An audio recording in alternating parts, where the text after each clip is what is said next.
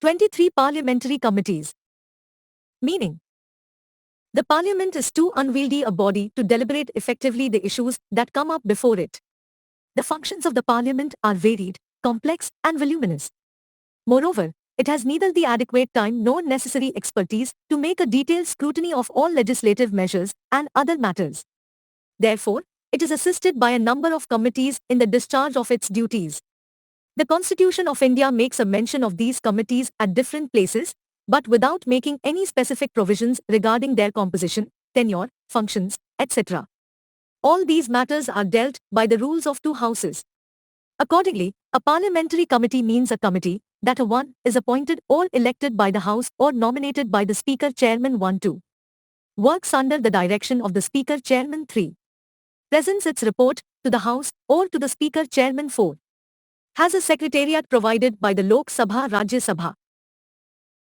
The consultative committees, which also consist of members of Parliament, are not parliamentary committees as they do not fulfill above 4 conditions. 2. Classification. Broadly, parliamentary committees are of two kinds: standing committees and ad hoc committees. The former are permanent, constituted every year or periodically, and work on a continuous basis, while the latter are temporary and cease to exist on completion of the task assigned to them. Standing committees. On the basis of the nature of functions performed by them, standing committees can be classified into the following 6 categories. 1. A financial committees: A. Public Accounts Committee, B. Estimates Committee, C. Committee on Public Undertakings. 2. Departmental Standing Committees, 24. 3. Committees to inquire: A. Committee on Petitions, B. Committee of Privileges, C. Ethics Committee. 4. Committees to scrutinize and control: A. Committee on Government Assurances, B. Committee on Subordinate Legislation, C. Committee on Papers Laid on the Table, D. Committee on Welfare of SCs and STs, E. Committee on Empowerment of Women, F. Joint Committee 3 on Offices of Profit. 5. Committees relating to the day-to-day business of the House: A. Business Advisory Committee, B. Committee on Private Members' Bills and Resolutions, C. Rules Committee, D. Committee on Absence of Members from Sittings of the House. 6. Housekeeping Committees or Service Committees, i.e., committees concerned with the provision of facilities and services to members: A. General Purposes Committee, B.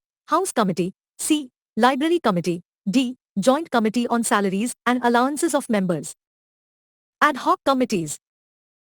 Ad hoc committees can be divided into 2 categories, that is, inquiry committees and advisory committees. 1. Inquiry committees are constituted from time to time, either by the two houses on a motion adopted in that behalf, or by the Speaker Chairman, to inquire into and report on specific subjects. For example, A. Committee on the Conduct of Certain Members during President's Address, B. Committee on Draft 5-Year Plan, C. Railway Convention Committee 4, D. Committee on Members of Parliament Local Area Development Scheme, MPLADS, E. Joint Committee on Boffers Contract, F. Joint Committee on Fertilizer Pricing, G. Joint Committee to inquire into irregularities in securities and banking transactions, H. Joint Committee on Stock Market Scam, I. Joint Committee on Security in Parliament Complex, J. Committee on Provision of Computers to Members of Parliament, Officers of Political Parties, and Officers of the Lok Sabha Secretariat. K. Committee on Food Management in Parliament House Complex, L. Committee on Installation of Portraits, Statues of National Leaders and Parliamentarians in Parliament. House Complex, M. Joint Committee on Maintenance of Heritage Character and Development of Parliament House Complex, N. Committee on Violation of Protocol Norms and Contemptuous Behavior of Government Officers with Members of Lok Sabha, O. Joint Committee to examine matters relating to allocation and pricing of telecom licenses and spectrum 2. Advisory committees include select or joint committees on bills, which are appointed to consider and report on particular bills. These committees are distinguishable from the other ad hoc committees inasmuch as they are concerned with bills and the procedure to be followed by them is laid down in the rules of procedure and the directions by the Speaker Chairman. When a bill comes up before a House for general discussion, it is open to that House to refer it to a select committee of the House or a joint committee of the two Houses. A motion to this effect has to be moved and adopted in the House in which the bill comes up for consideration. In case the motion adopted is for reference of the bill to a joint committee, the decision is conveyed to the other house, requesting the members to nominate members of the other house to serve on the committee. The select or joint committee considers the bill clause by clause just as the two houses do. Amendments to various clauses can be moved by members of the committee. The committee can also take evidence of associations, public bodies or experts who are interested in the bill. After the bill has thus been considered, the committee submits its report to the House. Members who do not agree with the majority report may append their minutes of dissent to the report. Financial Committees. Public Accounts Committee. This committee was set up first in 1921 under the provisions of the Government of India Act of 1919 and has since been in existence. At present, it consists of 22 members, 15 from the Lok Sabha and 7 from the Rajya Sabha. The members are elected by the Parliament every year from amongst its members according to the principle of proportional representation by means of the single transferable vote. Thus, all parties get due representation in it. The term of office of the members is 1 year. A minister cannot be elected as a member of the committee. The chairman of the committee is appointed from amongst its members by the Speaker. Until 1966-67, the chairman of the committee belonged to the ruling party. However, since 1967 a convention has developed whereby the chairman of the committee is selected invariably from the opposition.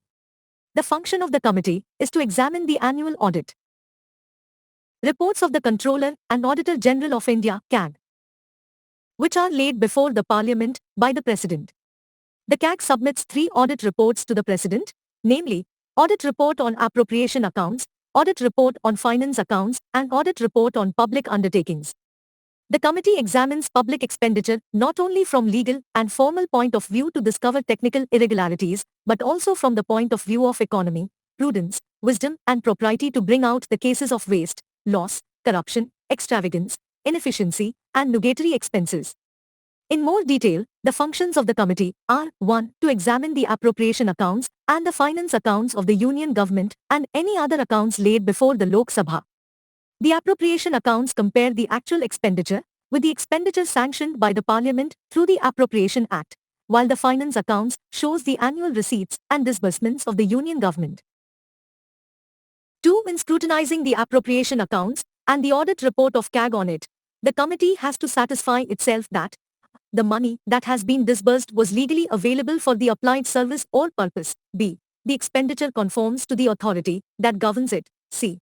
Every reappropriation has been made in accordance with the related rules. 3. To examine the accounts of state corporations, trading concerns and manufacturing projects, and the audit report of CAG on them, except those public undertakings which are allotted to the Committee on Public Undertakings. 4. To examine the accounts of autonomous and semi-autonomous bodies, the audit of which is conducted by the CAG. 5. To consider the report of the CAG relating to the audit of any receipt or to examine the accounts of stores and stock. 6. To examine the money spent on any service during a financial year in excess of the amount granted by the Lok Sabha for that purpose. In the fulfillment of the above functions, the committee is assisted by the CAG. In fact, the CAG acts as a guide, friend and philosopher of the committee. On the role played by the committee, Ashok Chanda, who himself has been a CAG of India, observed, over a period of years, the committee has entirely fulfilled the expectation that it should develop into a powerful force in the control of public expenditure. It may be claimed that the traditions established and conventions developed by the Public Accounts Committee conform to the highest traditions of a parliamentary democracy. 5. However, the effectiveness of the role of the committee is limited by the following. It is not concerned with the questions of policy in broader sense. B. It conducts a post-mortem examination of accounts, showing the expenditure already incurred. C. It cannot intervene in the matters of day-to-day administration. D. Its recommendations are advisory and not binding on the ministries. E. It is not vested with the power of disallowance of expenditures by the departments. F. It is not an executive body and hence cannot issue an order. Only the Parliament can take a final decision on its findings. Estimates Committee. The origin of this committee can be traced to the Standing Financial Committee set up in 1921.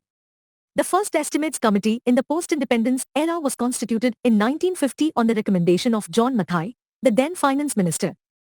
Originally, it had 25 members, but in 1956 its membership was raised to 30. All the 30 members are from Lok Sabha only. The Rajya Sabha has no representation in this committee. These members are elected by the Lok Sabha every year from amongst its own members, according to the principles of proportional representation by means of a single transferable vote. Thus, all parties get due representation in it. The term of office is 1 year. A minister cannot be elected as a member of the committee. The chairman of the committee is appointed by the speaker from amongst its members, and he is invariably from the ruling party. The function of the committee is to examine the estimates included in the budget and suggest economies in public expenditure. Hence, it has been described as a continuous economy committee. In more detail, the functions of the committee are 1. To report what economies, improvements in organization, efficiency, and administrative reform consistent with the policy underlying the estimates can be effected. 2. To suggest alternative policies in order to bring about efficiency and economy in administration. 3. To examine whether the money is well laid out within the limits of the policy implied in the estimates. 4. To suggest the form in which the estimates are to be presented to Parliament. The committee shall not exercise its functions in relation to such public undertakings as are allotted to the Committee on Public Undertakings. The committee may continue the examination of the estimates from time to time throughout the financial year and report to the House as its examination proceeds. It shall not be incumbent on the committee to examine the entire estimates of any 1 year. The demands for grants may be finally voted despite the fact that the committee has made no report. However, the effectiveness of the role of the committee is limited by the following. A. It examines the budget estimates only after they have been voted by the Parliament, and not before that. B. It cannot question the policy laid down by the Parliament. C. Its recommendations are advisory and not binding on the ministries. D. It examines every year only certain selected ministries and departments. Thus, by rotation, it would cover all of them over a number of years. E. It lacks the expert assistance of the CAG, which is available to the Public Accounts Committee. F. Its work is in the nature of a post-mortem Committee on Public Undertakings. This committee was created in 1964 on the recommendation of the Krishna Menon Committee. Originally, it had 15 members, 10 from the Lok Sabha and 5 from the Rajya Sabha. However, in 1974, its membership was raised to 22, 15 from the Lok Sabha and 7 from the Rajya Sabha. The members of this committee are elected by the Parliament every year from amongst its own members according to the principle of proportional representation by means of a single transferable vote. Thus, all parties get due representation in it. The term of office of the members is 1 year. A minister cannot be elected as a member of the committee. The chairman of the committee is appointed by the speaker from amongst its members, who are drawn from the Lok Sabha only. Thus, the members of the committee, who are from the Rajya Sabha, cannot be appointed as the chairman. The functions of the committee are 1. To examine the reports and accounts of public undertakings. 2. To examine the reports of the Controller and Auditor General on public undertakings. 3. To examine, in the context of autonomy and efficiency of public undertakings, whether the affairs of the public undertakings are being managed in accordance with sound business principles and prudent commercial practices. 4. To exercise such other functions vested in the Public Accounts Committee and the Estimates Committee in relation to public undertakings which are allotted to it by the Speaker from time to time. The committee is not to examine and investigate any of the following: I. Matters of major government policy as distinct from business or commercial functions of the public undertakings. 2. Matters of day-to-day administration. 3. Matters for the consideration of which machinery is established by any special statute under which a particular public undertaking is established. Further, the effectiveness of the role of the committee is limited by the following. A. It cannot take up the examination of more than 10 to 12 public undertakings in a year. B. Its work is in the nature of a post-mortem. C. It does not look into technical matters as its members are not technical experts. D. Its recommendations are advisory and not binding on the ministries. Departmental Standing Committees. On the recommendation of the Rules Committee of the Lok Sabha, 17 departmentally related standing committees, DRCs, were set up in the Parliament in 1993.6 in 2004, 7 more such committees were set up, thus increasing their number from 17 to 24. The main objective of the standing committees is to secure more accountability of the executive, i.e., the Council of Ministers, to the Parliament, particularly financial accountability. They also assist the Parliament in debating the budget more effectively. 7. The 24 standing committees cover, under their jurisdiction, all the ministries' departments of the central government. Each standing committee consists of 31 members, 21 from Lok Sabha and 10 from Rajya Sabha. The members of the Lok Sabha are nominated by the Speaker from amongst its own members, just as the members of the Rajya Sabha are nominated by the chairman from amongst its members. 8. A minister is not eligible to be nominated as a member of any of the standing committees. In case a member, after his nomination to any of the standing committees, is appointed a minister, he then ceases to be a member of the committee. The term of office of each standing committee is 1 year from the date of its constitution. Out of the 24 standing committees, 8 work under the Rajya Sabha and 16 under the Lok Sabha. 9. The 24 standing committees and the ministries' departments placed under their jurisdiction are shown below in Table 23.1. The functions of each of the standing committees are 1. To consider the demands for grants of the concerned ministries' departments before they are discussed and voted in the Lok Sabha. Its report should not suggest anything of the nature of cut motions. 2. To examine bills pertaining to the concerned ministries' departments. 3. To consider annual reports of ministries' departments. 4. To consider national basic long-term policy documents presented to the Houses. The following limitations are imposed on the functioning of these standing committees. I. They should not consider the matters of day-to-day administration of the concerned ministries' departments. Table 23.1 Departmental Standing Committees and their jurisdiction, 2019. SL. No name of the committees ministries departments covered. I. Committees under Rajya Sabha. 1. Committee on Commerce and Industry. 2. Committee on Home Affairs. 1. Home Affairs. 2. Development of North Eastern Region. 3. Committee on Human Resource Development. 1. Human Resource Development. 2. Youth Affairs and Sports. 3. Women and Child Development. 4. Committee on Industry. 1. Heavy Industries and Public Enterprises. 2. Micro, Small and Medium Enterprises. 5. Committee on Science and Technology, Environment and Forests. 1. Science and Technology. 2. Space. 3. Earth Sciences. 4. Atomic Energy. 5. Environment, Forests and Climate Change. 6. Committee on Transport, Tourism and Culture. 1. Civil Aviation. 2. Road Transport and Highways. 3. Shipping. 4. Culture. 5. Tourism. 7. Committee on Health and Family Welfare. 1. Health and Family Welfare. 2. Ayurveda, Yoga and Naturopathy, Unani, Siddha and Homeopathy, Ayush. 8. Committee on Personnel, Public Grievances, Law and Justice. 1. Law and Justice. 2. Personnel, Public Grievances and Pensions.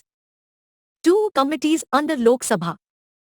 9. Committee on Agriculture. 1. Agriculture and Farmers' Welfare.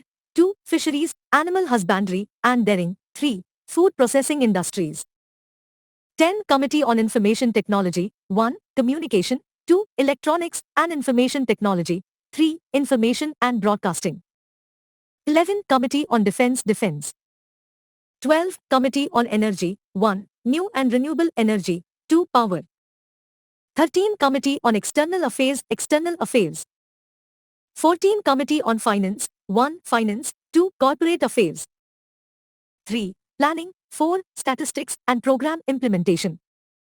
15. Committee on Food, Consumer Affairs and Public Distribution. Consumer Affairs, Food and Public Distribution.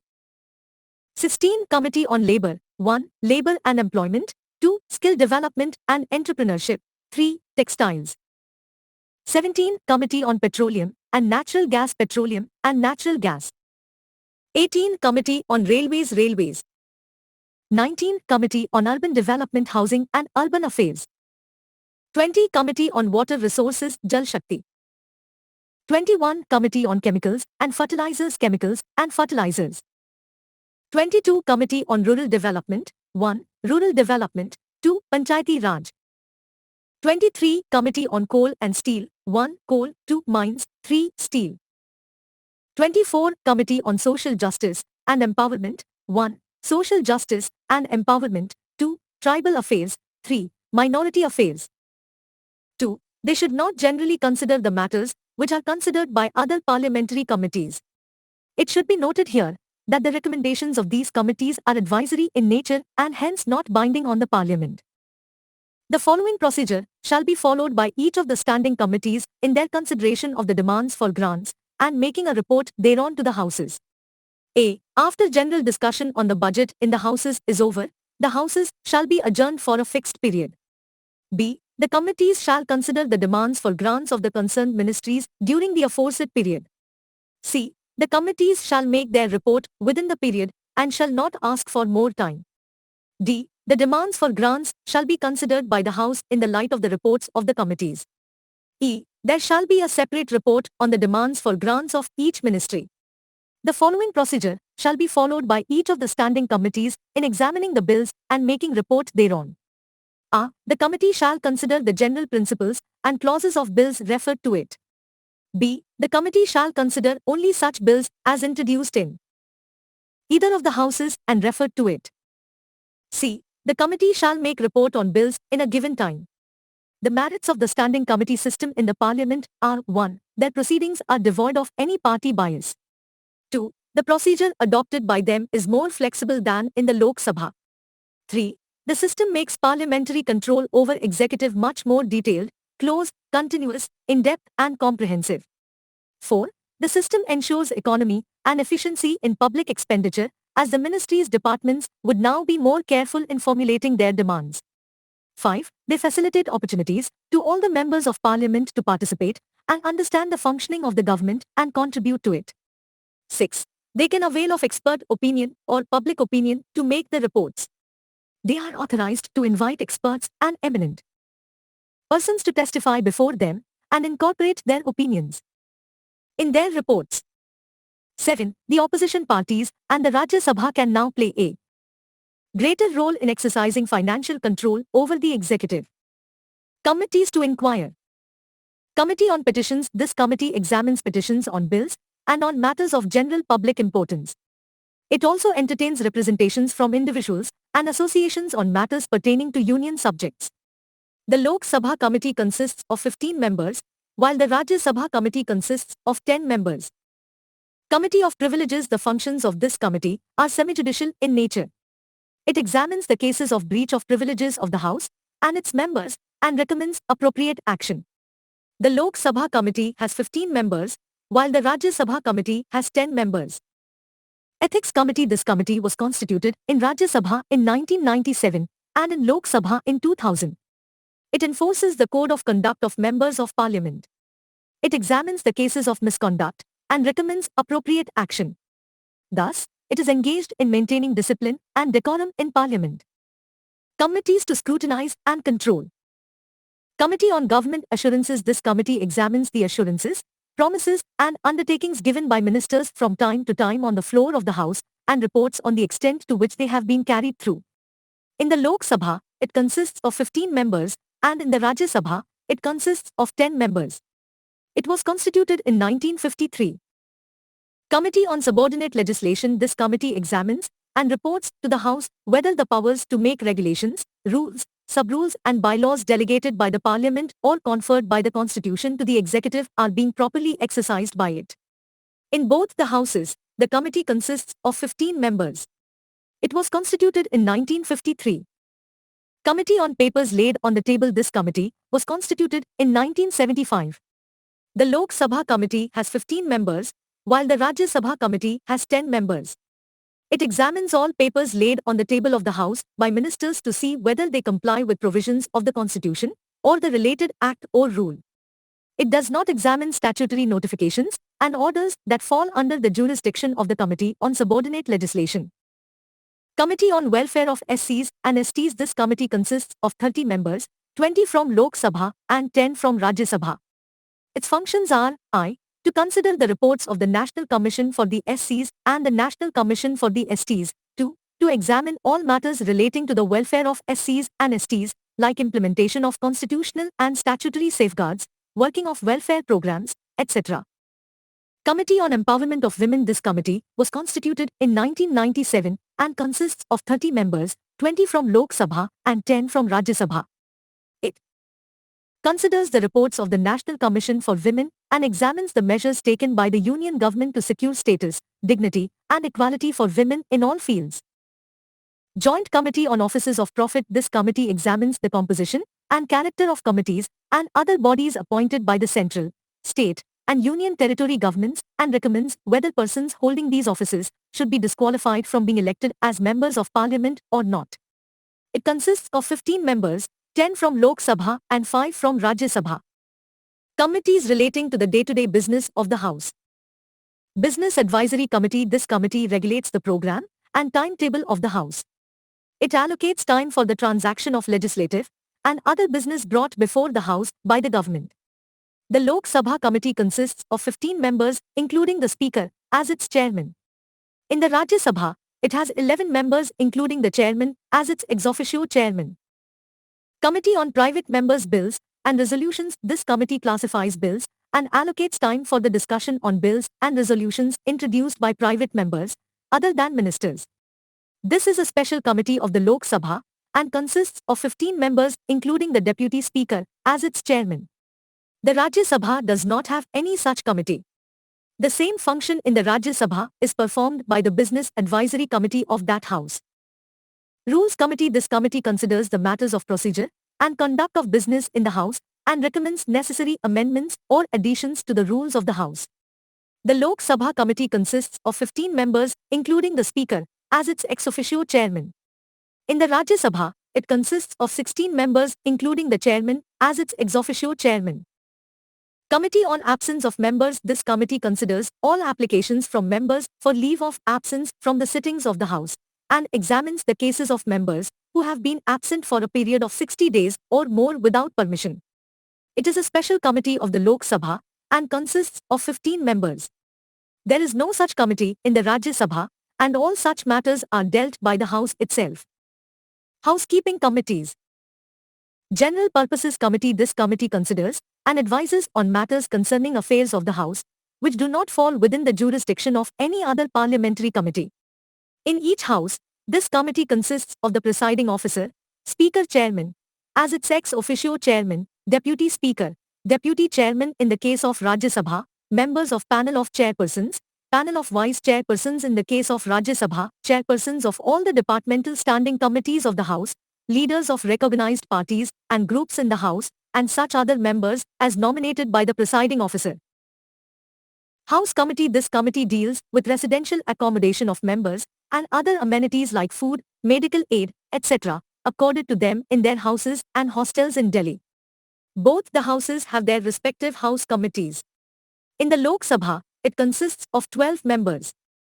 Library Committee. This committee considers all matters relating to library of the Parliament and assists the members in utilizing the library's services. It consists of 9 members, 6 from Lok Sabha and 3 from Rajya Sabha. Joint Committee on Salaries and Allowances of Members. This committee was constituted under the Salary, Allowances and Pension of Members of Parliament Act, 1954. It consists of 15 members, 10 from Lok Sabha and 5 from Rajya Sabha.